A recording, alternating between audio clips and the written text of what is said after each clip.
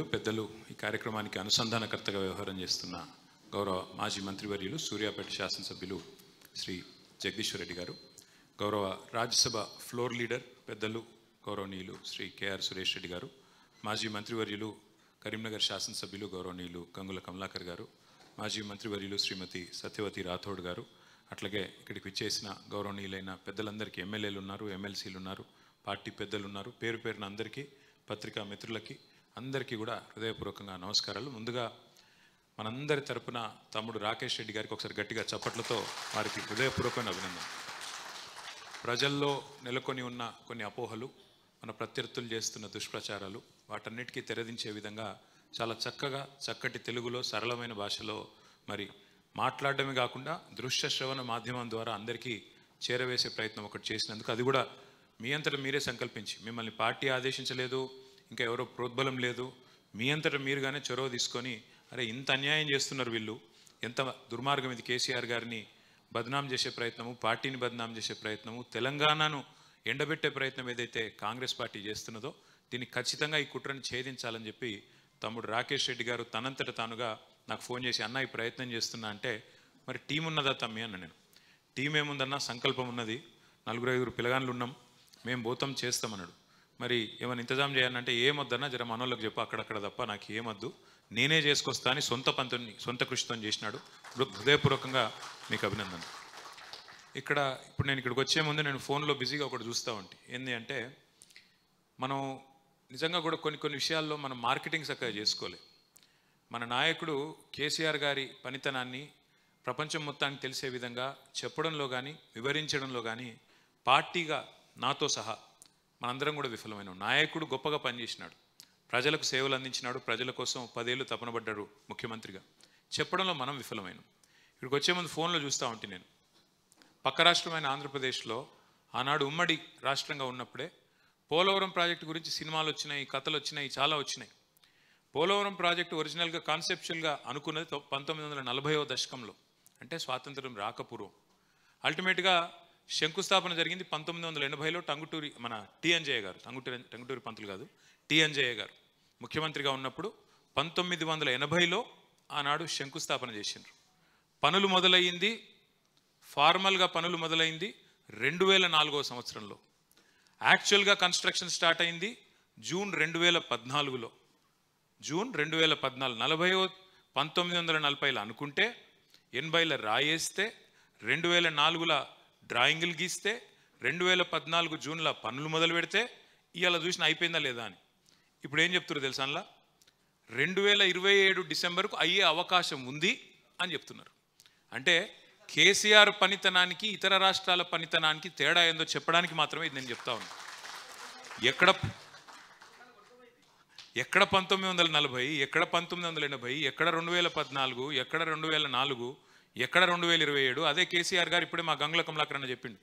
2016లో శంకుస్థాపన చేస్తే 4 ఏళ్ళు 3 ఏళ్ళు తిరగకుండానే అక్కడ బరాజ్ ఓపెనింగ్, ఆ తర్వాత 5-6 ఏళ్ల లోపలనే ప్రపంచంలోనే అతి పెద్దదైన లిఫ్ట్ ఇరిగేషన్ ప్రాజెక్టును పూర్తి చేసిన నాయకుడు కేసీఆర్ గారు. ఇది ఎవరు అవునన్నా కాదన్నా ప్రపంచ చరిత్రలో నిలిచిపోయే మాట. సరే, మనం అంటే పడని వాళ్ళు రకరకాలుగా మాట్లాడవచ్చు, కానీ ఇవాళ రాకేష్ రెడ్డి డాక్యుమెంటరీలో ఒక చిన్న మాట, ఒకటే మాటతో ఒక రైతు నా మనసు గెలుచుకున్నాడు. ఆ నీళ్ళని చూపెట్టి మల్లన్న సాగర్ గడ ఒక గొర్రెల కాపురం, మరి ఆ సోదరుడు రైతు, ఎక్కడ నీళ్ళు ఇవి అన్నాడు రాకేష్. కాళేశ్వరం నీళ్ళు అన్నాడు ఆయన. కాళేశ్వరం నీళ్ళేనా అంటే కాకెక్కడి, అది కాకపోతే ఎక్కడి, మరి ఒకటే మాట, కాకపోతే ఎక్కడి అంటే చిన్న మాట ఇది, కానీ అందులో ఎంత లోతైన అర్థం ఉందో దాన్ని బట్టి మనం చెప్పుకోవచ్చు. వాళ్ళ కాంగ్రెస్ వాడు ఏం చెప్పినా, బీజేపీ ఆయన ఏం చెప్పినా వాస్తవాలుగానే ఉంటాయి. ఇక్కడ ఒక్క అడుగు వెనకకేసి మీకు ఒక 2 విషయాలు, అంటే ఇక్కడ కూర్చున్న వాళ్ళందరూ పెద్దలు, మీకు విఘ్నులు, మీకు తెలుసు, మీడియా మిత్రులకు కూడా తెలుసు, కానీ తెలియని వాళ్ళ కోసం, ముఖ్యంగా టీవీల్లో కానీ పత్రికల్లో కానీ చూసేటోళ్ళ కోసం కానీ ఒక్క మాట మాత్రం మనం గుర్తు చేసుకోవాలి. ఎందుకు తెలంగాణకు కేసీఆర్ గారు వచ్చేదాకా నీళ్లు రాలేదు? ఎందుకు తెలంగాణ రైతులకు కన్నీళ్ళే వచ్చినాయి కేసీఆర్ వచ్చేదాకా, తెలంగాణ వచ్చేదాకా? నీళ్ళెన్నడూ ఎందుకు మన బిల్లకు రాలేదు, మన పొలాలకు రాలేదు? ఇప్పుడే సురేష్ రెడ్డి గారు చెప్పినారు, పోచంపాడు కడితే చివరికి దాని కింద మొట్టమొదటి నియోజకవర్గం ఆర్మూరులోకే చివరి దాకా నీళ్లు రాని పరిస్థితి. అంటే డ్యామ్ కింద ఉండే మొదటి నియోజకవర్గానికే చివరి దాకా చివరి తడికి నీళ్లు రాకపోతే చివరి మడికి నీళ్లు రాకపోతే, ఫస్ట్ డిస్ట్రిబ్యూటర్కి నీళ్ళు రాకపోతే లాస్ట్ డిస్ట్రిబ్యూటర్కి 380 కిలోమీటర్ల అవతల ఎక్కడికి వెళ్ళి వస్తాయి? అంటే 71వ డిస్ట్రిబ్యూటర్కి నీళ్ళు ఎక్కడికి వెళ్ళి వస్తాయి? అంటే దీపం కిందనే చీకటి ఎక్కువ ఉంటుంది అన్నట్టు పోచంపాడు కిందనే ఆరుమూరుకు బాల్కొండకు నీళ్లు దిక్కులేవు. ఎందుకు ఈ పరిస్థితిని ఆలోచిస్తే తెలంగాణ జియోగ్రఫీ మనం ఒక్కసారి అర్థం చేసుకోవాలి. కేసీఆర్ గారు ఎప్పుడు మా క్యాబినెట్ సమావేశాల్లో, మాకు పార్టీ అంతర్గత సమావేశాల్లో చెప్తూ ఉంటారు, అందరూ పెన్ను పేపర్ పట్టుకొని రాసుకోండి అంటాడు, చిన్నపిల్లలకి చెప్పినట్టు. అప్పుడప్పుడు మాకు కూడా విసుగొచ్చేది, ఏం సార్ మనం మరీ బడిపంతులు లెక్క బడిల పిల్లలకు చెప్పినట్టు ఏంది ఇదని. కానీ కొన్ని విషయాలు 1కి 2 సార్లు 12 సార్లు రాస్తే గుర్తుపెట్టుకుంటే మనకు రుబ్బితేనే ఎక్కుతాయి. అట్లాగే ఒక్క మాట, తెలంగాణకు ఎందుకు నీళ్లు రాలేదు, ఎందుకు ఇవ్వలేకపోయినారు అంటే, సరే ఒకటేమో వివక్ష, ఇవ్వకూడదు అనే ఒక ఎజెండా, కిందికి నీళ్లు తీసుకొని పోవాలనే ఎజెండా ఒకటైతే, రెండవది మన తెలంగాణ యొక్క భౌగోళిక పరిస్థితి. ఇవాళ తెలంగాణను భౌగోళికంగా చూస్తే ఇట్లా ఒక గుడిసెలాగా తెలంగాణ ఉంటుంది, ఒక గుడిసె షేప్లో తెలంగాణ ఉంటుంది. ఈ గుడిసెకు ఒకవైపు నుంచి ఒరుసు నుంచి కింది నుంచి కృష్ణ పోతుంది, ఇంకో వైపు నుంచి గోదావరి పోతుంది. కృష్ణానది 110-120 మీటర్ల మీద, సముద్రానికి 110-120 మీటర్ల మీదకి వెళ్ళి కృష్ణానది పారకం ఉంటుంది మన తెలంగాణ మొత్తంగా చూస్తే. గోదావరి 80-90-100 మీటర్ల మీద గోదావరి. అంటే ఇట్లా గుడిసెలాగా తెలంగాణ ఉంటే ఒక ఒరుసుకెళ్ళి కృష్ణ, ఇంకో ఒరుసుకెళ్ళి గోదావరి, 2 పోతాయి. అయితే ఇక్కడ హైదరాబాద్ ఇప్పుడు ఎక్కడైతే మనం కూర్చొని ఉన్నామో ఇది 535 మీటర్ల మీద ఉంటుంది. అంటే 80 మీటర్ల కాడ మేడిగడ్డ ఉంటే హైదరాబాదు 535 మీటర్ల మీద ఉంటే మరి నీళ్ళు ఎట్లా దేవాలి? హైదరాబాద్కైనా మార్గమధ్యంలో ఉండే వివిధ జిల్లాలకైనా ఏ ప్రాంతానికైనా నీళ్ళు ఎట్లా దేవాలి? ఎట్లా దేవాలంటే ఒకటే మార్గం. ఒక రైతు ఇవాళ తెలంగాణ రాకముందు, కేసీఆర్ గారు ముఖ్యమంత్రి కాకముందు తన పొలంలోకి నీళ్లు తెచ్చుకోవాలి అంటే, ఎందుకంటే కాంగ్రెస్ వాళ్ళు ఎన్నడూ పెద్దగా ఈ విషయంలో, ఈ రంగంలో, సాగునీటి రంగంలో పెద్దగా పని చేయలేదు. ఎప్పుడో కాకతీయులు కట్టిన చెరువులు, అసబ్జాహీలు ఆనాడు వాళ్ళు కట్టిన కొన్ని చెరువులు తప్ప, మరి నిజాం సాగర్ లాంటి ప్రాజెక్టులు తప్ప ఉమ్మడి ఆంధ్రప్రదేశ్లో పెద్దగా మనకు మైనర్లో కానీ మేజర్లో కానీ పని జరగలేదు. అందుకే రైతులు ఏం చేసినారు, బోర్ల మీద బోర్లేసి, ఒకటే ఒక మూషంపల్లి అనే ఊరిలో ఒక రైతు రామరెడ్డి గారు 57 బోర్లు వేసిన పరిస్థితి. బోర్లు ఎందుకు వేస్తారు? కింద ఉన్న భూగర్భంలో ఉన్న నీళ్లను పైకి లాగడానికి, నీళ్లు లాగి తమ పంటను సాగు చేసుకోవడానికి. ఎట్లయితే ఒక రైతు బోరేసి కిందికి వెళ్ళి నీళ్లు పైకి లాగుతాడో, 100 మీటర్లు లేదా 100 ఫీట్లు, 200 ఫీట్లు, 800 ఫీట్లు పైకి గుంచుతారో, అట్లాగే కేసీఆర్ గారు కూడా 80 మీటర్ల మీద ఉన్న గోదావరి నదిని, ఎక్కడైతే కాళేశ్వరం దగ్గర నీళ్ళు ఎక్కడైతే ఉన్నాయో వాటిని ఒడిసి పట్టి ఒక్కొక్క రోజు 1 కాదు 2 కాదు 3 టీఎంసీల నీళ్లు. 3 టీఎంసీలు అంటే మీ అందరికీ అందాజ కోసం చెప్తున్నా. మీరందరూ ట్యాంక్ బండ్ చూసే ఉంటారు, హుసేన్ సాగర్ చూసే ఉంటారు. Hussain Sagar capacity 1 TMC. అంటే రోజుకు 3 హుసేన్ సాగర్ల నీళ్లను మేడిగడ్డ కాడ పట్టుకొని హైదరాబాద్ దాకా తీసుకొచ్చే బృహత్తరమైన ప్రాజెక్టే కాళేశ్వరము. ఆ మార్గమధ్యంలో తమ్ముడు చెప్పినట్టు 15 గొలుసు కట్టు రిజర్వాయర్లు, 1 కాదు 2 కాదు 15 గొలుసు కట్టు రిజర్వాయర్లు. అందులో ఒక్కొక్కటిగా చెప్తూ వస్తే 15 రిజర్వాయర్లు, 19 సబ్స్టేషన్లు, 21 పంప్ హౌజులు, అట్లాగే 100 కిలోమీటర్ల సొరంగ మార్గాలు, 1000 కిలోమీటర్ల ప్రవాహ కాలువలు, వాటి సమాహారమే కాళేశ్వరం. 3 బ్యారేజీలు మాత్రమే కాదు, ఇవన్నిటి సమాహారం కాళేశ్వరం. అంటే ఎక్కడ 80 మీటర్ల కాడ నీళ్లను ఎత్తి 3 హుసేన్ సాగర్లు ఒక్క రోజుకు 3 టీఎంసీ నీళ్లు, 3 హుసేన్ సాగర్లలో పట్టే నీళ్లు ఒక రోజుకు ఎత్తి వాటిని దశల వారీగా తీసుకుంటూ వచ్చి 80 మీటర్ల నుంచి తీసుకొచ్చి మేడిగడ్డ నుంచి అన్నారం నుంచి సుందిల్ల నుంచి మన ఎల్లంపల్లి నుంచి మరి మిడ్మానేరు నుంచి ఒక పాయ మల్కపేట రిజర్వాయర్ ఉంటుంది మా వేములవాడ నియోజకవర్గానికి, ఇంకొక పాయ మనకిటు అన్నపూర్ణ తర్వాత రంగనాయక సాగర్ తర్వాత మల్లన్న సాగర్ తర్వాత కొండపోచమ్మ సాగర్. ఇక్కడ ఒక ముఖ్యమైన పాయింట్, కొండపోచమ్మ సాగర్ ఉన్నది 618 మీటర్ల మీద, హైదరాబాద్ ఉన్నది 535 మీటర్ల మీద. అంటే హైదరాబాద్ నెత్తి మీద ఒక కుండ పెట్టినట్టే. ఇంకా ఈరోజు హైదరాబాద్ జనాభా 1 కోటి అయితే భవిష్యత్తులో 3 కోట్లకు పెరిగినా, ఇంకెంత పెద్ద నగరమైనా, ఎన్నటికీ హైదరాబాద్లో మంచినీళ్లకు గోస లేకుండా చేసే ఒక వరప్రదాయిని, ఒక కామధేనువు, ఒక కల్పతరువు ఈ ప్రాజెక్టు కాళేశ్వరం. అంటే కాళేశ్వరం ద్వారా కేవలం రైతులకు సాగునీరు మాత్రమే కాదు, హైదరాబాద్కు తాగునీరు మాత్రమే కాదు, 1000 గ్రామాలకు మధ్యలో తాగునీరు మాత్రమే కాదు, పెద్ద కంపెనీలకు ఈరోజు ఇండస్ట్రియల్ కన్సంప్షన్ కోసం కూడా వాటర్ ఇస్తున్న ప్రాజెక్టు కాళేశ్వరం. కోకాకోలా అనే ఒక కంపెనీ వచ్చింది నేను మంత్రిగా ఉన్నప్పుడు, పరిశ్రమల మంత్రిగా ఉన్నప్పుడు. వాళ్ళు అడిగింది ఒకటే, మేము ప్లాంట్ పెడతాం, 2,500 కోట్ల పెట్టుబడి పెడతాం, కానీ మాకు నీళ్లు కావాలి, మరి నీళ్లు సమృద్ధికి ఇస్తారా? తెలంగాణ కరువు ప్రాంతం అంటారు కదా, నీళ్ళు ఉన్నాయా మీ కాడ అని అడిగాను. ఉన్నాయి, బరాబర్ ఇస్తాం, నీకు ఎంత కావాలంటే అంత ఇస్తాం అని నేను చెప్పే నాకు ధైర్యం ఇచ్చిన ప్రాజెక్ట్ ఏది? కాళేశ్వరం ప్రాజెక్టు. అందుకే ఇవాళ కోకాకోలా ప్రాజెక్టు మన సిద్దిపేట జిల్లాలో పెట్టినారు. అక్కడి నుంచి ఇలా బ్రహ్మాండంగా మొన్ననే రేవంత్ రెడ్డి గారు పోయి రిబ్బన్ కూడా కట్ చేసి వచ్చినట్టున్నారు. పోయి మనం తెచ్చిన ప్రాజెక్టులన్నిటికీ రిబ్బన్లు కట్ చేయడం తప్ప, మనం వేసిన ఫ్లైఓవర్లకు సున్నాలు పూసుడు తప్ప చేసింది అయితే కొత్తగా ఒక్క పని కూడా లేదు వాస్తవానికి. ఇంకొక మాట దయచేసి మనందరం కూడా గుర్తుపెట్టుకోవాల్సింది, ఇవాళ కాంగ్రెస్ చేస్తున్న దుష్ప్రచారం కాళేశ్వరాన్ని కూలేశ్వరం అని. 100 భాగాలు ఉన్న ఒక ప్రాజెక్టులో, ఒక్క బ్యారేజీలో, ఆ బ్యారేజీలో ఉండే 85 పిల్లర్లలో 2 పిల్లర్లు కుంగితే పడిపోలేదు, కుంగినే అంతే. కుంగితే కొట్టుకపోయింది, కాళేశ్వరం కూలేశ్వరం అయిపోయింది అని చిల్లర మాటలు మాట్లాడేటోళ్లకు మనం గుర్తు చేయాల్సింది ఒకటే, ఎంత నోటికి హద్దు అదుపు లేకుండా 1,00,000 కోట్లు కొట్టుకుపోయినాయి అంటాడు ఒక ఆయన ముఖ్యమంత్రి గారు. కానీ ముఖ్యమంత్రి గారు మామగారు చెప్తున్నారు, పిల్లనిచ్చిన మామ పద్మారెడ్డి గారు, అయ్యా 93,760 కోట్లు ఖర్చయిన ప్రాజెక్టులో ఇన్ని భాగాలుంటే మీరు దాన్ని 1,00,000 కోట్ల కుంభకోణం అంటే ఇది రాజకీయపరమైన ఆరోపణ కాకపోతే మరేంది అంటే కూడా స్పందన రాదు. వాస్తవం ఏంది?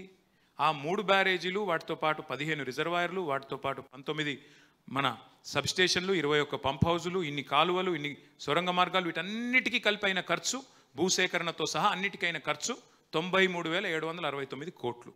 ఇంత పెద్ద ప్రాజెక్టుకు, ఇంత పెద్ద కార్యక్రమానికి. అందులో ఒక మేడిగడ్డ బరాజుకైన ఖర్చు, బరాజులోని భూసేకరణకు, దాని నిర్మాణానికి అంతా అయిన ఖర్చు 4,000 కోట్లు. ఆ 4,000 కోట్లలో సిమెంట్ స్ట్రక్చర్ ఏదైతే ఉన్నదో బ్యారేజ్ రూపంలో, దానికైన ఖర్చు కేవలం 1,500 కోట్లు. 2 పిల్లర్లు కుంగినాయి అంటే ఎన్డీఎస్ఏ రిపోర్ట్లో కూడా వాళ్ళు ఒకటే చెప్పినారు, 7th పియర్ని, 7th బ్లాక్ని, 7వ బ్లాక్ని పునరుద్ధరించండి అన్నారు. దాని పునరుద్ధరణకు అయ్యే ఖర్చు ఎంత? అయితే 250-300 కోట్లు. అది కూడా ఆ సంస్థ పెట్టుకోవడానికి రెడీగా ఉంది. ఎల్ఎన్టీ అనే సంస్థ కాంట్రాక్చువల్ ఆబ్లిగేషన్ కాబట్టి మేమే పెట్టుకుంటాం అంటున్నది. అంటే రూపాయి భారం కూడా ప్రజల మీద పడలేదు, ఎక్కడ రూపాయి కూడా ప్రజాధనం వృధా కాలేదు. కానీ 3 కోట్ల ప్రజాధనం వృధా చేసి ఒక కమిషన్ వేసి కొండందవి ఎల్కన్ పట్టినట్టు ఏం పట్టిరాయా అంటే అని ఏం లేదు. అసెంబ్లీలో పెట్టిన మన హరీష్ రావు గారు చీల్చి చెండాడితే ఆన్సర్ కూడా లేదు గవర్నమెంట్ దగ్గర. పాపం మధ్యలో మా ఉత్తమ్ కుమార్ రెడ్డి లేచి ఆవేశపడి ఇట్లా డామ్ డూమ్ డీమ్ డామ్ అని ఒర్రుడు తప్ప కనీసం ఒక్క ప్రశ్నకు సమాధానం లేదు. సరే, హరీష్ రావు గారు మాట్లాడినారు, బాగా మాట్లాడినారు, ఓకే. అక్బరుద్దీన్ ఓవైసీ గారు లేచి 4 ప్రశ్నలు అడిగినాడు. ఏమయ్యా మీరు కొట్టుకపోతుందన్నారు కాళేశ్వరం, మరి అక్కడేమో రోజుకు 100 టీఎంసీల నీళ్లు పోతున్నాయి, 120 టీఎంసీల నీళ్లు పోతున్నాయి, 12 లక్షల క్యూసెక్ల నీళ్లు పోతున్నాయి, మరి మజ్బూత్ ఉంది కదా, కొట్టుకపోలేదు కదా, ఎందుకు బదనాం చేస్తున్నారయ్యా అంటే సమాధానం లేదు. 22 నెలలైంది, ఎందుకు రిపేర్ చేస్తలేవు? నీ ఇల్లు కట్టుకున్నాక ఇంటికి 3 ఏళ్ల తర్వాత ఒక ఎక్కడో చిన్న క్రాకో చిన్న పొక్కనో పడితే దాన్ని రిపేర్ చేసుకుంటావా లేదా? 22 నెలలైంది, ఎందుకు రిపేర్ చేయలేదయ్యా అని ఓవైసీ గారు అడిగితే సమాధానం రాదు.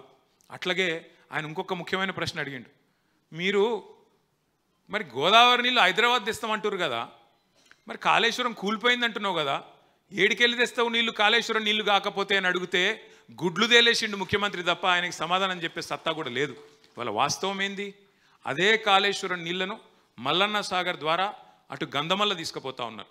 ఇంకొక వైపు హైదరాబాద్కి ఆనాడు మన ప్రభుత్వం ఉన్నప్పుడే 2023 జూలైలో అనుకుంటా మనమే జీవో ఇచ్చినాం, కేబినెట్ తీర్మానం చేసినాం. కొండపోచమ్మ సాగర్ నుండి 1,100 కోట్ల రూపాయలతో గండిపేటకు నీళ్లు తీసుకొచ్చే ప్రాజెక్టుకు మచ్చజెండా ఊపిందే కేసీఆర్ గారు.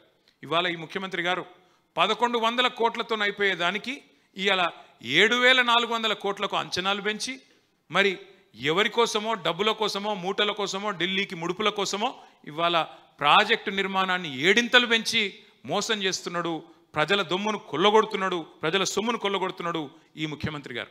ఎవరు ఏమనుకున్నా, ఇంతకంటే ఎక్కువ నేను చెప్పను, ఎందుకంటే చాలామంది పెద్దలు మాట్లాడినారు. ఎవరు ఏమనుకున్నా 2 సత్యాలు చరిత్రలో లిఖించబడతాయి. కేసీఆర్ అనే 3 అక్షరాల తాత్పర్యం భవిష్యత్తులో పిల్లలు యాద పెట్టుకుంటారు. కే అంటే కాలువలు, సి అంటే చెరువులు, ఆర్ అంటే రిజర్వాయర్లు అనే విధంగా భవిష్యత్తులో తెలంగాణలోని ప్రతి బిడ్డ గుర్తుపెట్టుకుంటాడు. రెండో మాట కూడా నేను చెప్తా ఉన్నాను, ఇది గుర్తుపెట్టుకోండి. ఇవాళ మనందరి ఎఫర్ట్ కానీ మనందరి తాపత్రయం ఒకటే కావాలి. కాళేశ్వరం కామధేనువు, కాళేశ్వరం కల్పతరువు తెలంగాణకు అనేది అందరికీ తెలుసు. కాళేశ్వరం ఎంత మల్టీపర్పస్ ప్రాజెక్టో, ఎన్ని రకాల అద్భుతాలను తెలంగాణలో ఆవిష్కరించిందో ఇప్పటిదాకా కమలాకర్ గారు కూడా చెప్పినారు. తెలంగాణను ప్యాడీ ప్రొడక్షన్లో నెంబర్ 1 చేసింది కాళేశ్వరం. తెలంగాణకు భవిష్యత్తులో కరువు వచ్చినా, ఎస్ఆర్ఎస్పి నుంచి నీళ్లు రాకపోయినా, ఇటు కడెం నుంచి కిందికి నీళ్లు రాకపోయినా మనకు, మీరు ఒక మాట చెప్పాలి, మీకు ఇదివరకు ఇనింటారు కానీ మరి ఒక మాట చెప్పి నేను ముగిస్తాను. కాళేశ్వరం డిజైన్ ఎంత గొప్ప డిజైన్ అంటే 3 మార్గాలు ఉన్నాయి మనకు నీళ్లు తీసుకోవడానికి.